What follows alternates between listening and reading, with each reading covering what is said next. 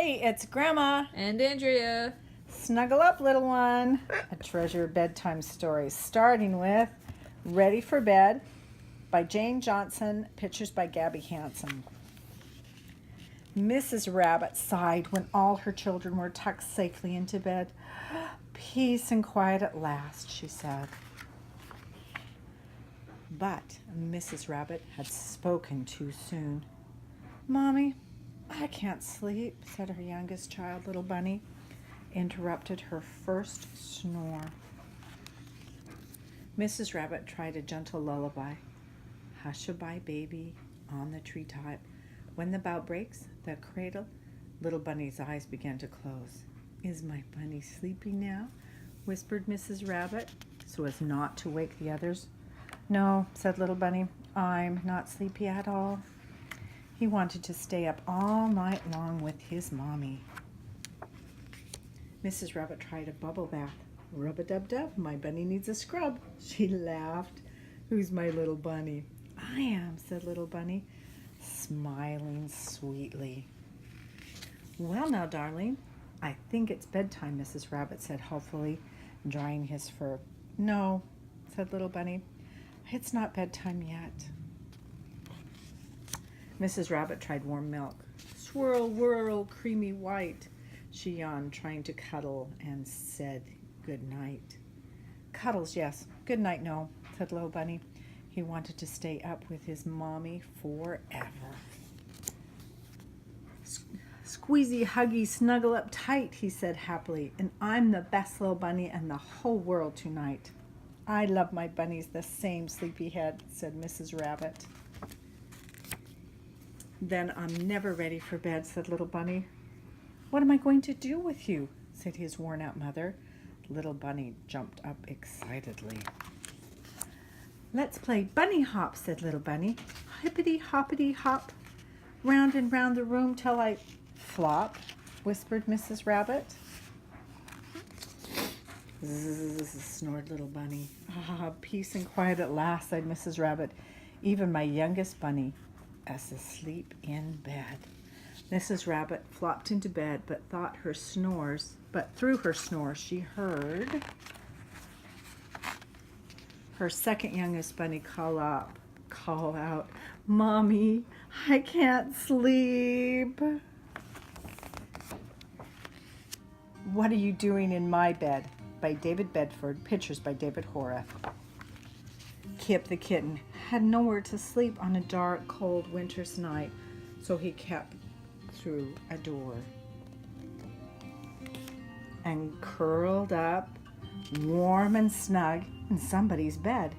Then out of the dark, Kip heard whispers and hisses and soft padding through the night. Bright green eyes peered in through the window, and suddenly 1, 2, 3, 4, 5, 6 cats came barging through the cat door. They tumbled and skidded and rolled across the floor, where they found Kip. What are you doing in our bed? Shouted the 6 angry cats. Your bed, said Kip, but this bed's too small for you. You'll never all fit. Never fit, said the cats. Just you watch. 1, 2, 3 cats curled up neatly head to tail. Then 4, 5, 6 cats piled on top. See, there's no room for you, they said. You'll never fit. Never fit, said Kit. Just you watch. Teeter-tottering, Kip carefully climbed on top. I'll sleep here, he said. Okay, the cats yawned, but don't fidget or snore. And they fell asleep in a heap. And suddenly a big, deep, growly voice said, What are you doing in my bed? Scram! The cats scattered around the room, but only found hard, cold places to sleep. Harry the dog was comfy in his bed, and he soon began to snore. But then an icy wind whistled in through the cat door, and Harry awoke and shivered. Kip whispered, "Follow me." He quickly led 6 cold cats across the floor to the cozy bed. "We'll keep you warm," said Kip. "You'll never all fit," chattered Harry. "Never fit?" said Kip. "Just you watch." Uh-oh. Kip and Harry snored right through the night under the warm blanket of cats, and they all fit perfectly. I Want to Go to Bed by Julia Sykes, pictures by Tim Warnes. Little Tiger did not like going to bed. Every night when Mommy Tiger said, "Bedtime," Little Tiger would say, "But I don't want to go to bed."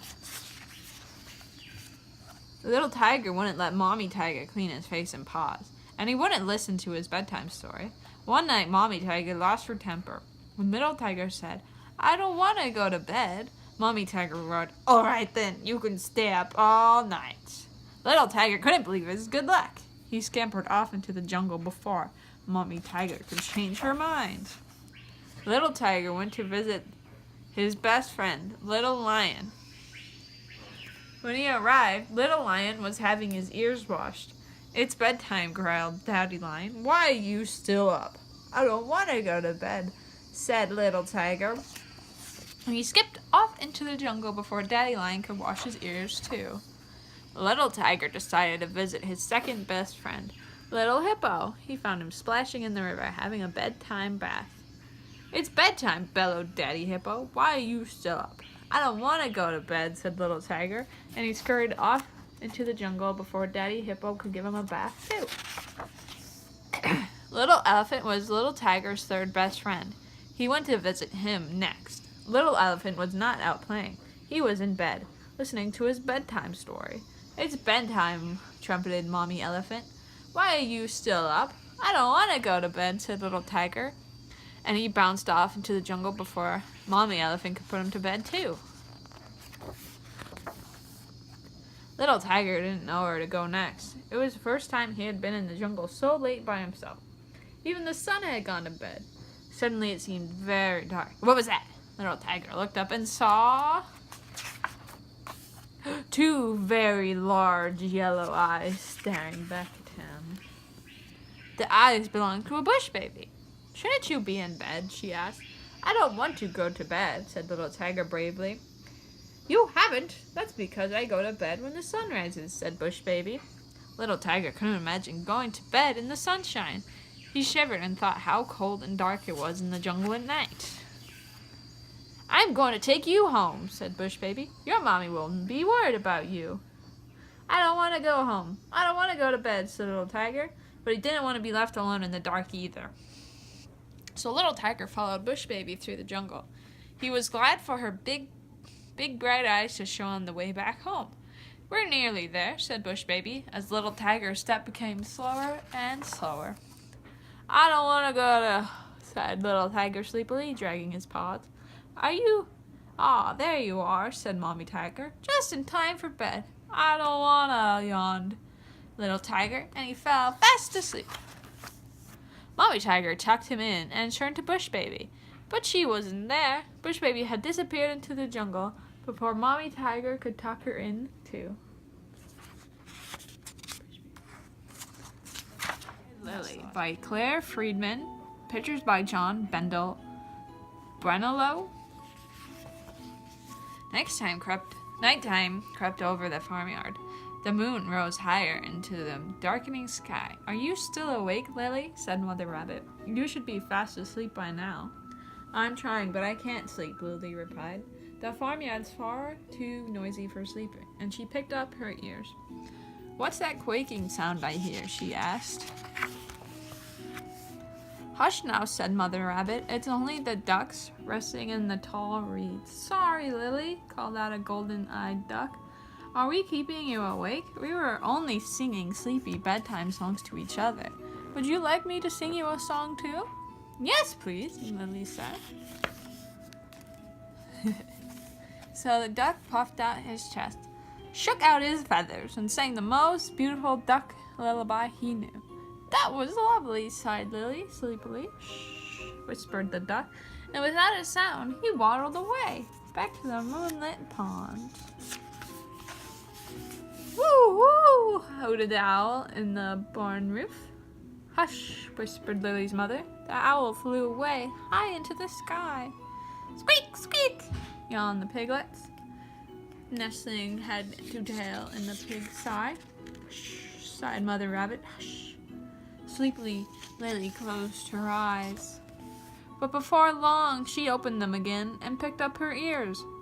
What's that mooing sound I can hear? She asked. Hush now, said Mother Rabbit. It's only the cows lowing in the cowshed.